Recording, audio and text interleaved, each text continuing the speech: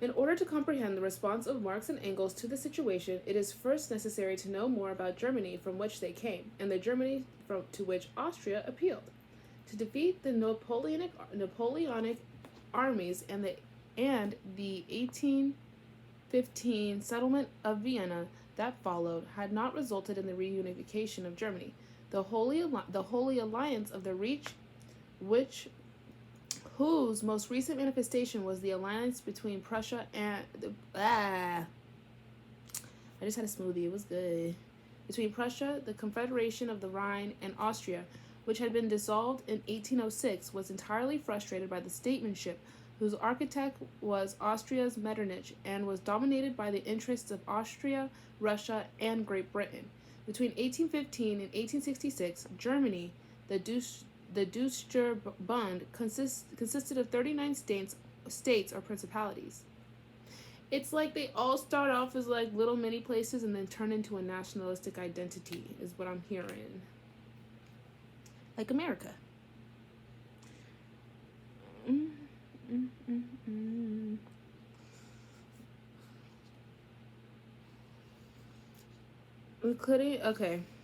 Including the 4 free cities of Hamburg, Bremen, Ludwig, and Frankfurt.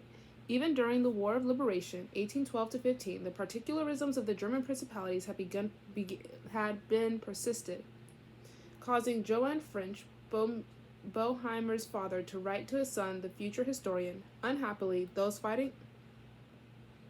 Sorry, I have 10%. Fighting for the great patriotic cause are not so much Germans as Bavarians, Württembergers, Hessians, Saxons. It's like showing that it's more of like a collective identity of different different ethnicities all into a German nationality. Nassau, Würzburger, and even subjects of the petty state of Luxembourg. Within the Bund, or League, Prussia emerged as the most powerful competitor to Austria on the basis of its army and its bureaucracy, a legacy of French rule. Okay, W.O. Henderson indicates that Germany at the beginning of the 19th century was much less industrialized than France. The industrialization of Germany really began in the 1830s and 40s with the introduction of steam-powered machinery and the importation of skilled artisans from England, who operate mule ginnings in the cotton mills of Saxony, build textile machinery in steamships, and inaugurate power loom weaving in Lower Silesia. Up through the mid-19th century, however, Germany was still overwhelmingly agricultural, and despite an estimated 38% rise in population between 1815 to 1845, the proportions of town and country dwellers remained virtually unchanged. Few towns had recovered from the effects of the 30-Year War and the stagnation of the 18th century, and at the beginning of the 19th century, the total population of all the free cities and university towns of Germany was scarcely the equivalent of the population of Paris. Hence, neither industrial capitalists nor industrial workers existed as a serious political force, and towns were still, as the 18th century, dominated by a professional and bureaucratic middle class, which had little to gain by radical political change. Still, it was largely out of this middle class that early 19th century liberalism and nationalism found their social base. Barraclough, indeed, expressed some surprise that radical and national feeling would persist so long in Germany as to achieve popular support to the German revolutions of 1848. Yet, when crowds of artisans and workers rose in Vienna and Berlin in that year, the liberal elements of the middle classes were not enthusiastic, choosing politically to abdicate their monetary advantage rather than provide any further momentum to the revolutions. We shall see that Marx and Engels, as members of that generation and class, had committed themselves to the democratization and reunification of Germany, were thus deeply implicated and consequently ambivalent towards the events that affected these interests between the liberal defection of 1849 and the assumption of power in Prussia by Bismarck in 1826. What? Okay. Let's just highlight that. They are not... Okay. When I do a summary, I'm going to ask a couple questions to go over that. Okay. Neither the Marxian theory of democracy nor the Marxian view of national evolution is fully comprehensible unless it is remembered that they took shape in the marrow of the worst defeat democracy and nationalism had yet suffered in Europe. They lost. In the marrow of the worst defeat democracy. Okay. You have to know the context from which they came from. The sky is so pretty. I can't turn it. I can't flip the camera. Can you see? Dang.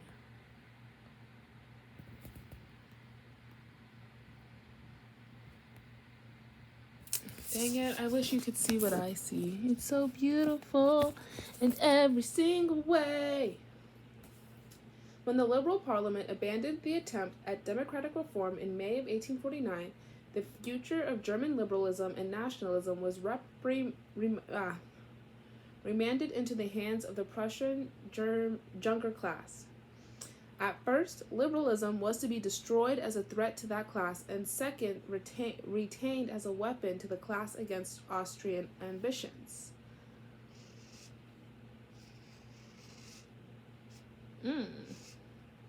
Bismarck realized that, despite the setbacks of 1848 through 1849, German liberalism and national... I had to burp. That was gross. Nationalism, supported by Austria, were still a serious threat to Prussian particularism and Prussian aristocratic privilege. Okay. Liberalism was fatal to the social order for which Bismarck stood, but nationalism, carefully handled, should be used to subserve the purpose of Prussia. He separated German national aspirations from the liberal background from which from 1813 to 1848 in the centuries past had given them meaning. Nationalism had grown strong as an instrument of liberal reform, as an essential means of breaking the stranglehold of particularists' interest over the German people. He offered the German people unity, but at the expense of radical reform, which alone made unity worthwhile. Nothing changed. I think. Bismarck, as we know, was successful, but not on the basis of sheer energy or diplomatic acumen. The economic prosperity between 1850 and 1871 of an industrializing Germany had made radical, that is, liberal reform less urgent. Okay? While the ubiquitous international machinations and the persistent hostility of Napoleon III to German unity underscored the logic of nationalism. As we return to the first months of the war, these dynamics in their history should be kept in mind.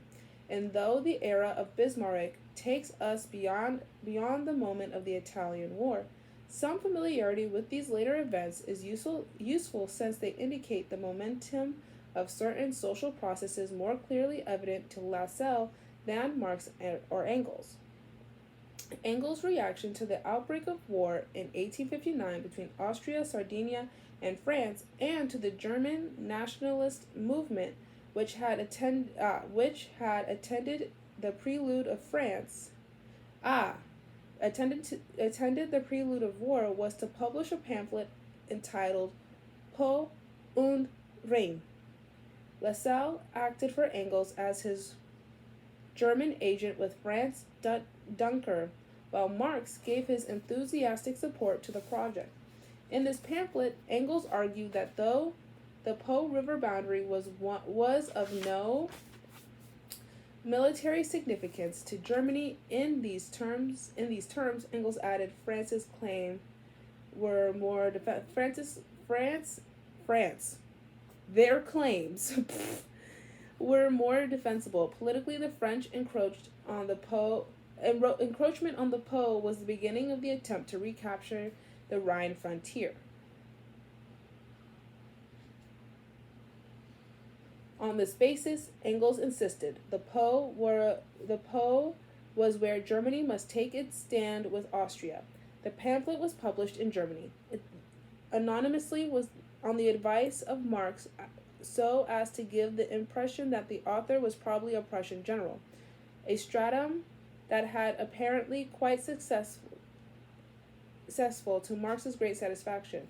He wrote to Engels congratulating him on the fact that in his induced identity he was now being celebrated in their homeland as a military expert.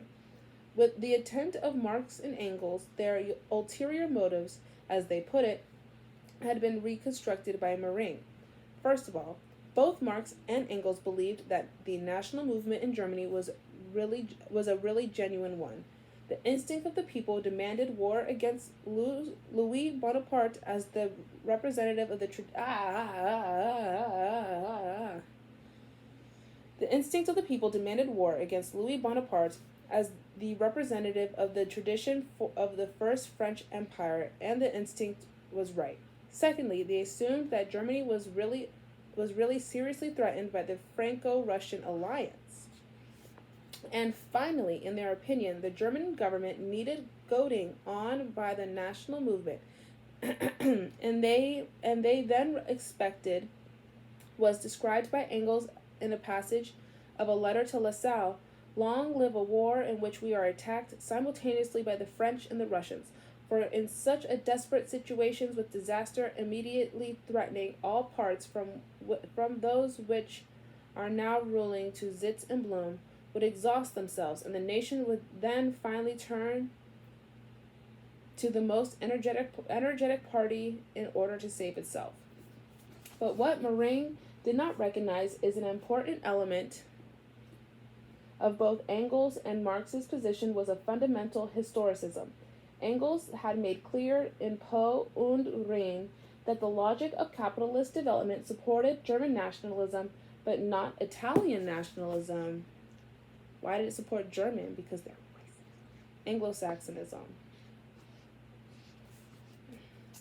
All changes in the map of Europe, if they are to last, must in general start from the effort to give the large and viable European nations more and more their true national boundaries, which are determined by language and sympathies, while at the same time the ruins of people which are still found here and there and which are no longer capable of national existence are absorbed by larger nations and either become a part of them or maintain themselves as ethnographic monuments without political significance. Literally right now, like with indigenous people. Literally right now, with indigenous people. Okay, let me say that part. That the logic of capitalist development supported German nationalism. Germany was based off of like Anglo-Saxonism. Oh. And then, so all changes in the map to Europe, if they were to last, must in general start from the efforts to give a large and viable European nations more and more of their true national boundaries, which are determined by language and sympathies, while at the same time the ruin. Okay, this may not as much relate, but it does. But that's the thing. Germany started off as little mini colonies. So does it? I mean, kind of. Well, this is the beginning of it, so it was like the blueprint. Correct me if I'm wrong. Always. Which are determined by language and sympathies, while at the same time ruins of peoples, which are still found here and there and which are no longer capable of national existence, and are absorbed by the larger nations and either become a part of them or maintain themselves as ethnographic monuments without political significance. That's the part that kind of gets to me. Okay. We shall return to the implications of this theme more than once. Lassalle, we already know, disagreed with Marx and Engels. He quickly responded to Engels' essay by writing a pamphlet of his own, The Italian War and Prussia's Task. In it, he argued that the Prussian government to side with France and Italy against Austria on the grounds that the complete destruction of Austria was the preliminary conditions of German unity. As he would inform Marx by letter, he wrote in this way as to appeal to public mentality, which he believed Marx and Engels to be unaware of, in order to discredit a policy Prussian defense of Austria that he believed inevitable.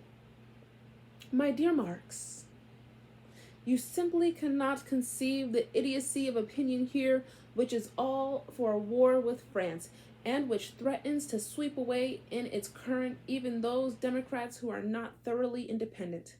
I should regard the popularity of the war as much of war as a much greater misfortune than war itself. There can be no doubt that the present moment a war could be extremely popular.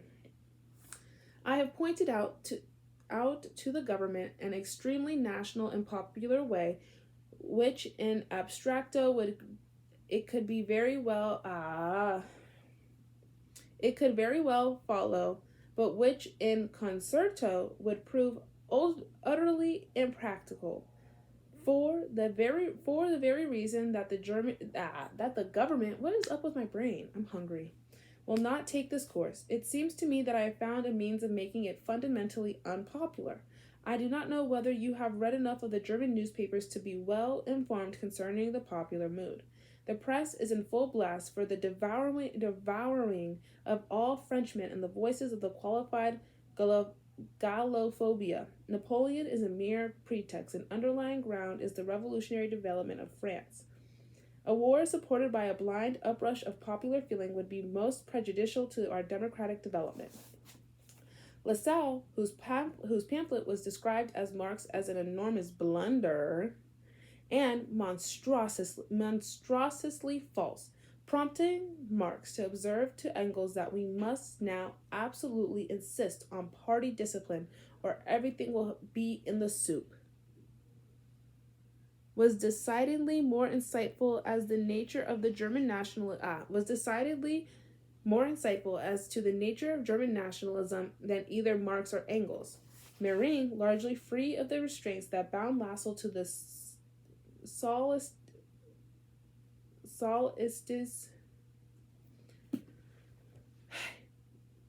I'm going to pause soon and then record again. How do you say this word, though?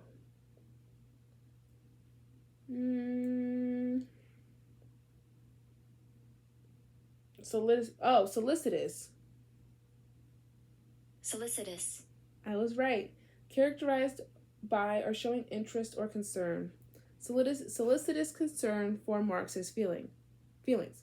Presented Lassalle's thesis with less discretion than Lassalle and in language more appropriate. In his eyes, a Franco-German war in which the two greatest continental peoples would rend each other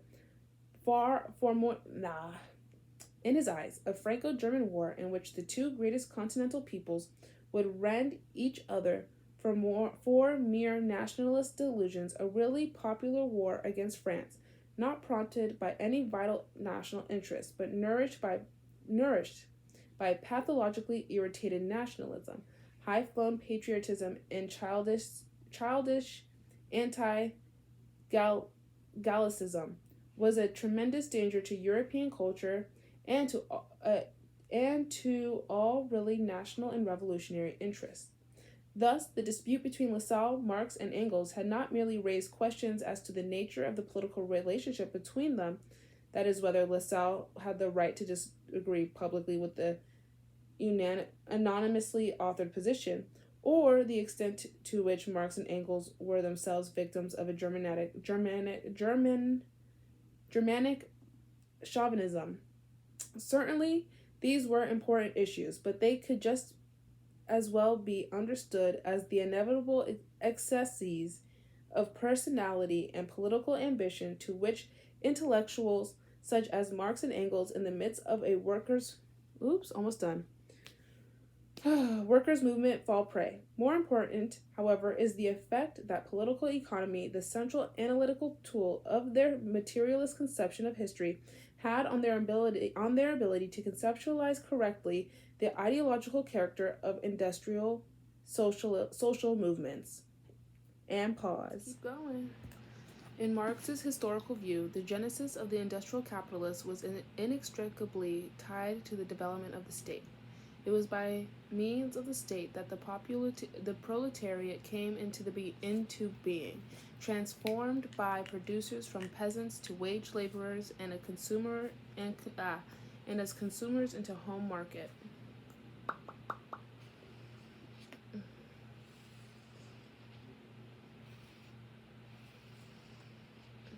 Thus were the agricultural people, first forcibly expropriated from the soil, driven from their homes, turned into vagabonds, and then whipped, branded, tortured by the laws grotesquely terrible into the discipline necessary for a wage system. Oh, like now.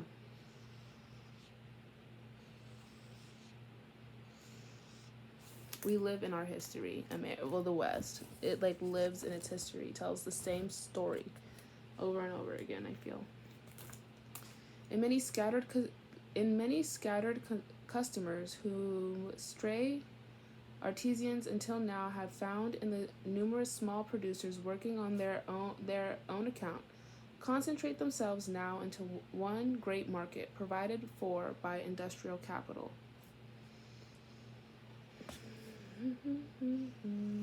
Thus, hand in hand with the expropriation of the self-supporting peasants, with their separation from their means of production, goes the destruction of rural domestic industry, the process of separation between manufacture and agriculture. That sounds like the South during before the Civil War or something,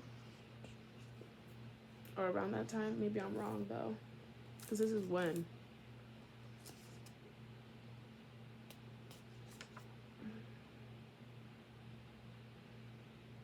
What year?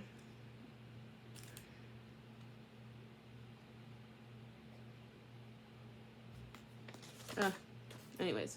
And only the destruction of rural domestic industry can give the internal market of a country that extension and consistence that the capitalist mode of production requires. Well, yeah, that does sound like this, like during the Civil War and stuff. It needed to evolve. It needed to keep going to match with the times. Okay. The sky is so pretty. It's like pinkish, purple, blue, but dark. Very beautiful. Very, very, very beautiful. Oops. Listen, we only have 1, 2, 3 till the end. 1, 2 till the conclusion. So 5. And then we get into the good part, the process and consequences of African transmutation. Having secured the home market and further expansion of capitalism required of the state that it assume new forms and additional functions. Evolution. Capitalism just evolves. It gets bigger and bigger and bigger. Until where? Until what? Until we have nothing.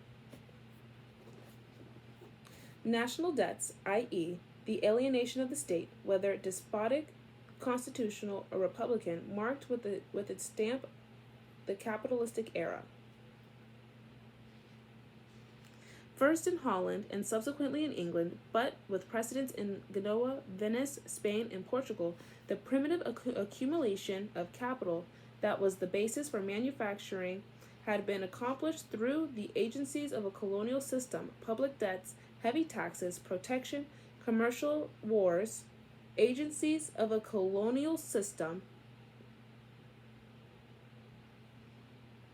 public debt, the primitive accumulation of capital that was the basis for manufacturing had been accomplished through the agencies of a colonial system, public debts, heavy taxes, protection, commercial wars, etc. Uglies. All the attributes of state structures. Marx conceived the triumph of bourgeoisie society over feudalism as a victory won by the most extraordinary instruments of class struggle, the state. He was inclined then, as we have already noted within Engels, to see the nation, the manifest form of the state in the 19th century, as a sine qua non, as a sine qua non of bourgeoisie rule. In turn, bourgeoisie rule and capitalist production were necessary for the development of the socialized production that the eminent society required. That's the most important part to me at the moment. The development of the industrial proletariat is, in general, conditioned by the development of the industrial bourgeoisie. Only under its rule does the proletariat gain that extensive national existence that can raise its revolution to a national one, and only thus does the proletariat itself create the modern means of production.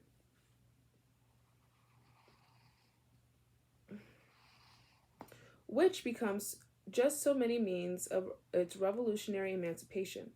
Only bourgeoisie rule tears up the material roots of feudal society and levels the ground on which alone a proletarian revolution is possible. Marx had initially presumed, with an enthusiasm of youth, according to Litcham, that the bourgeoisie would reproduce itself everywhere. In one word, it creates a world after its own image. Colonization. Maybe. However, while Marx clearly envisioned the historical role of the bourgeoisie in world historical terms, he also maintained the contradictory view of its historical development as occurring in national terms. The expansion of the bourgeoisie meant the extension of the nation state.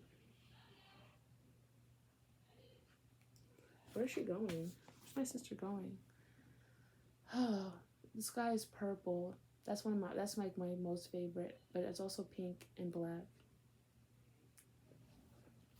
The bourgeoisie keeps more and more doing away with the scattered state of the population, of the means of production, and of property.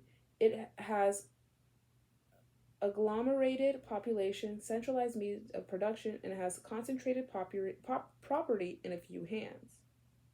Like right now. Why are you calling me? Sorry. Let me pause.